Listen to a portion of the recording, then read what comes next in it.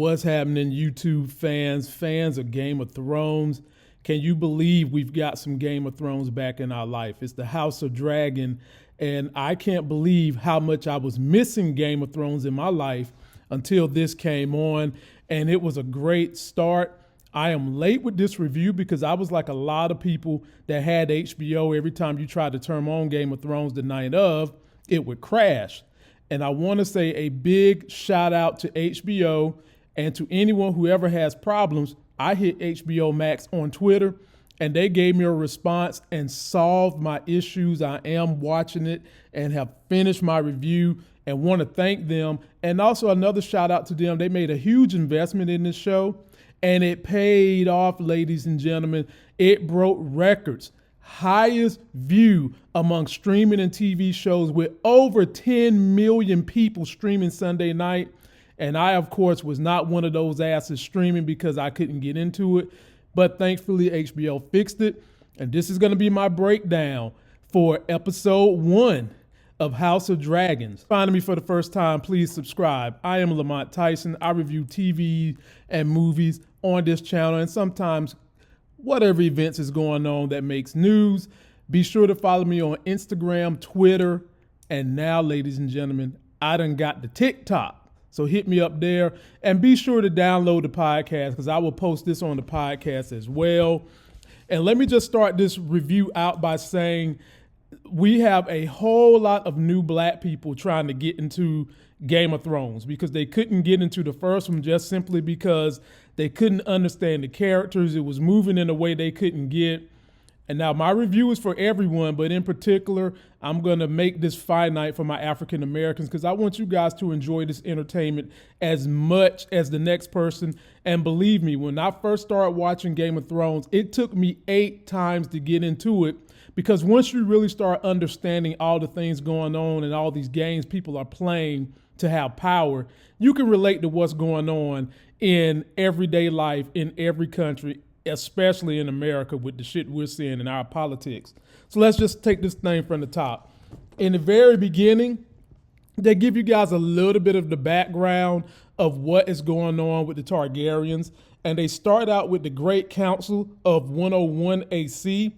King Jaehaerys is the king. And this brother has had issues with losing kids, losing family members. He can't get an heir to the throne. So he calls a big meeting where he gets all the lords of the realm to come and vote on who they would like to be the heir to his throne, the next king. And the vote comes down to, it basically comes down to a lady and a man. It comes down to Rhaenyra and Viserys. Viserys being the man, Rhaenyra being the woman. And of course, they're going to take the damn man because this is old ancient day, ladies and gentlemen. Old ancient day. They felt like you had to have a man rule everything. And of course, he had to take over.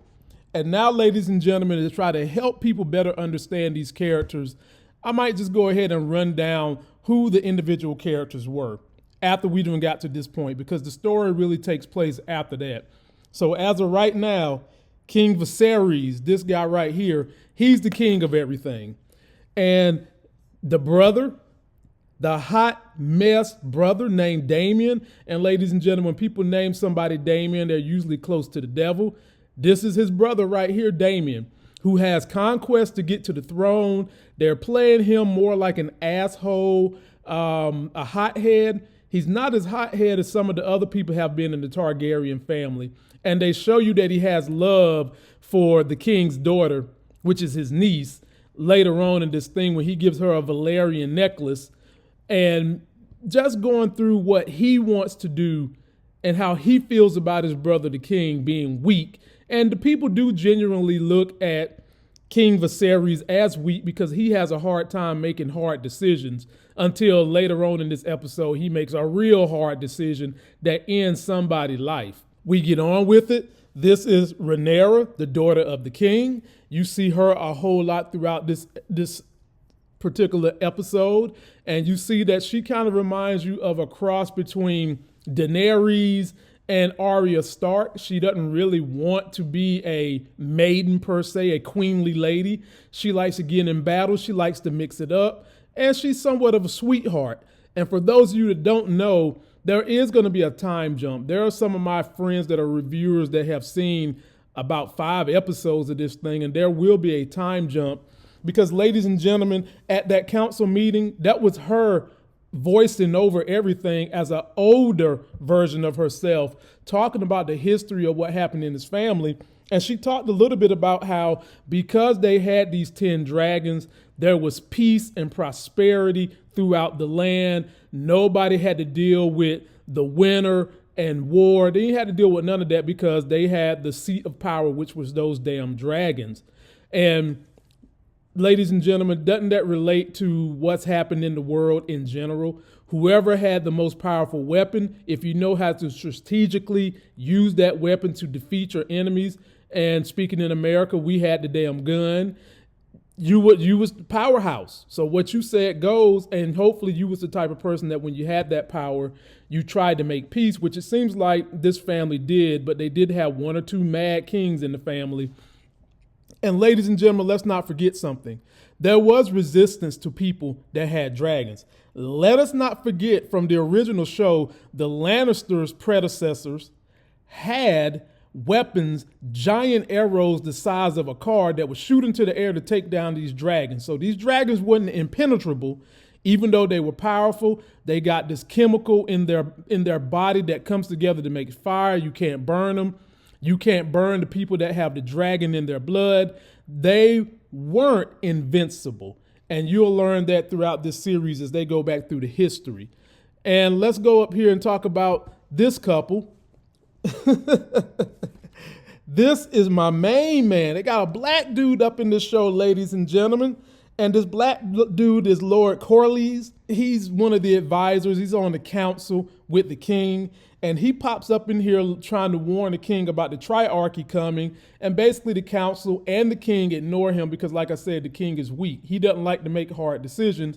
And this brother is married to the person that should have had the throne several times, who is of Targaryen descent. This is Rhaenyra. And not to be outdone, but she's got other Targaryens in the family, and they've come together and had kids and all that. So I'm interested to see where this is going to go, because they also in the opening let you guys know the only thing that can destroy this dynasty is from within, letting you know there is going to be a big Targaryen civil war, and we've seen the very makings of that civil war right here in this first episode, which is why I so much love this episode.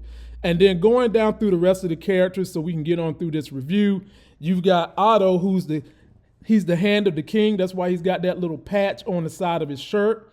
And he does not like Daemon. He sees Daemon as a hothead, a nobody, a nothing. So they charge him with being on the city watch, which Daemon did not want to do. Daemon really and truly wanted to be the hand to the king, and the king felt like, no, Daemon, you're not cut out to do that job. So no, you're not going to get that job, Daemon. Sorry, X that one out the list.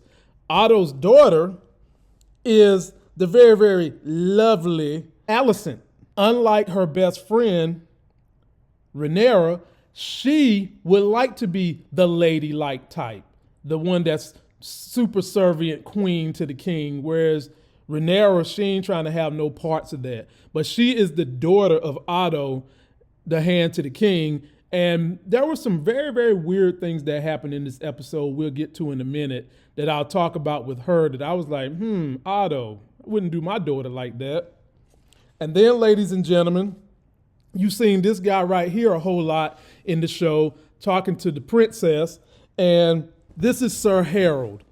He is basically kind of like the head of all the knights, and he's got a really, really good relationship with the princess. And every time she gets off the damn dragon, he's a little worried because he's thankful she's come back. And so he seems like he's going to be one of these noble guys that we're going to all love and want to get behind and, hope for the best for him. But you know how Game of Thrones don't play, my people.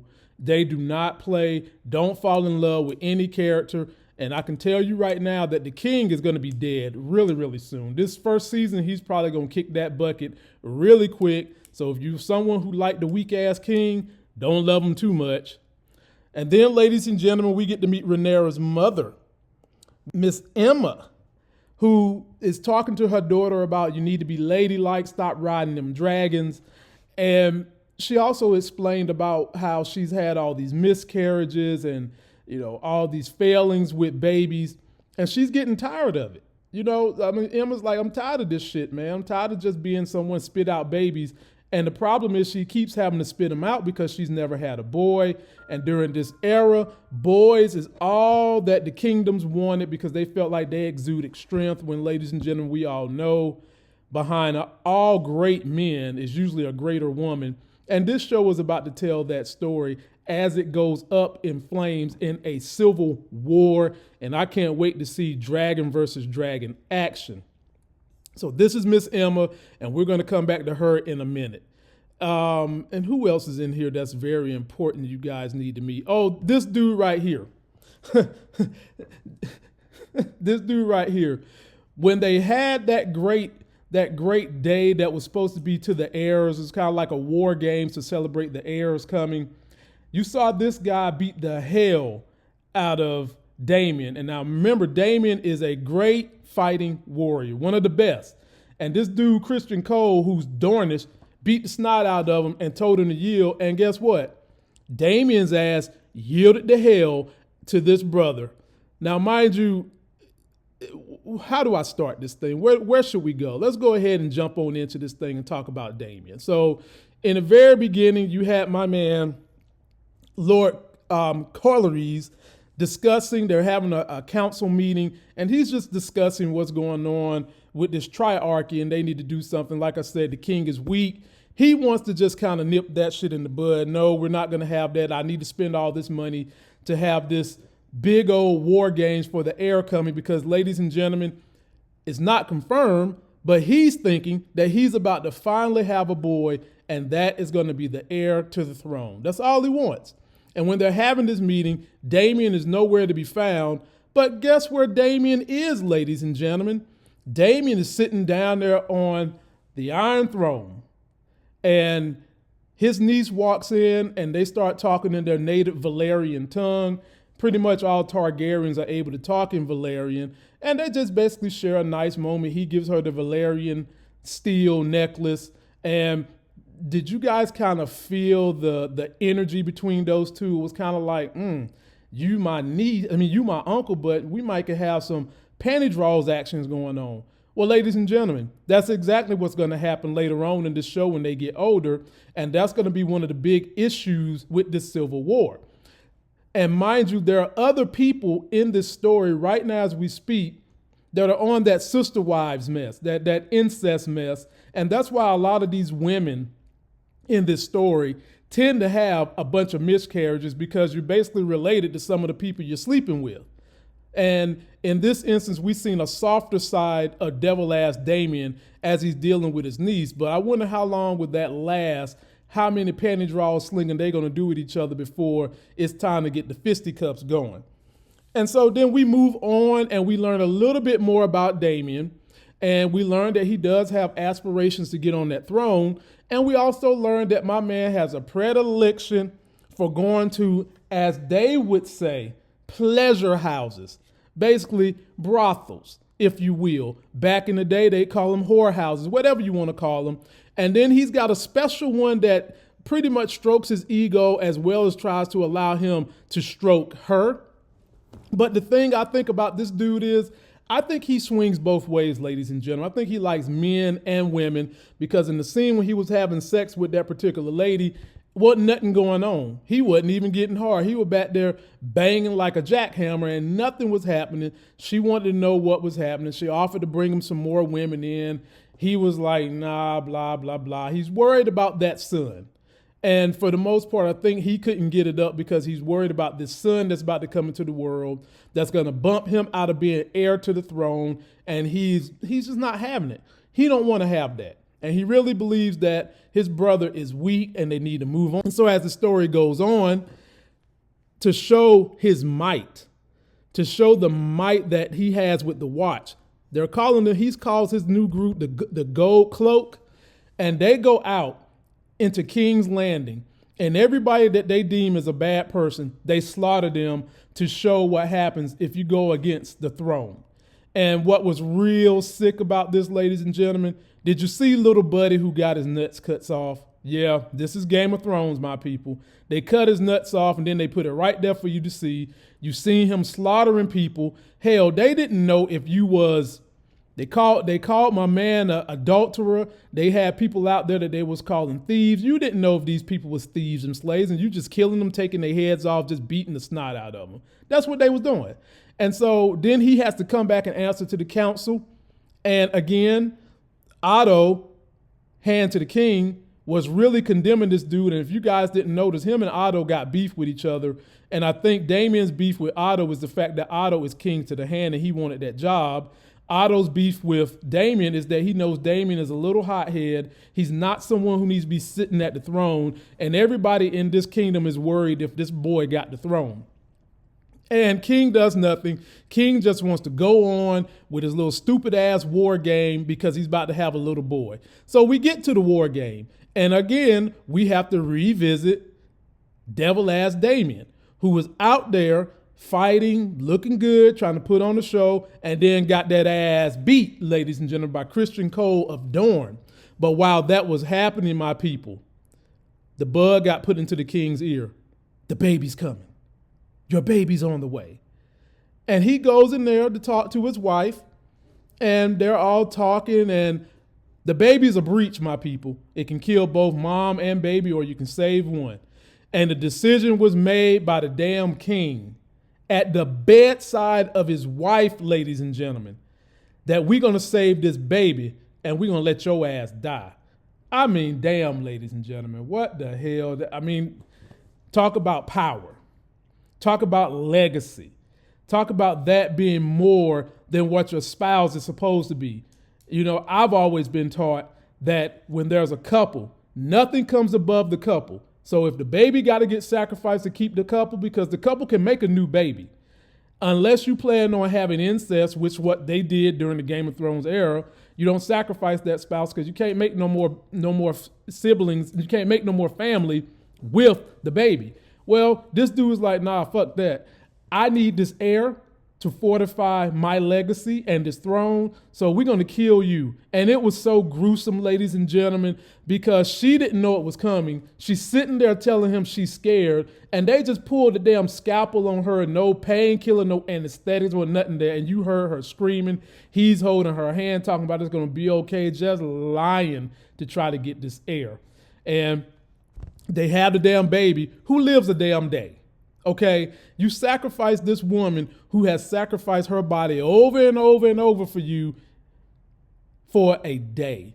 And then after they do have the baby, they go and do a traditional Targaryen burial where they burn the damn body because they believe in the White Walkers, and they believe that if you don't cinch those bones, then these bones can rise back up when the long winter comes. So that's why you see Rhaenyra said Dracarius, to just let you know that that's the same word that was used in the old show that worked back then to get these fire-breathing lizards with wings called dragons to get the ascension, whatever's in their face.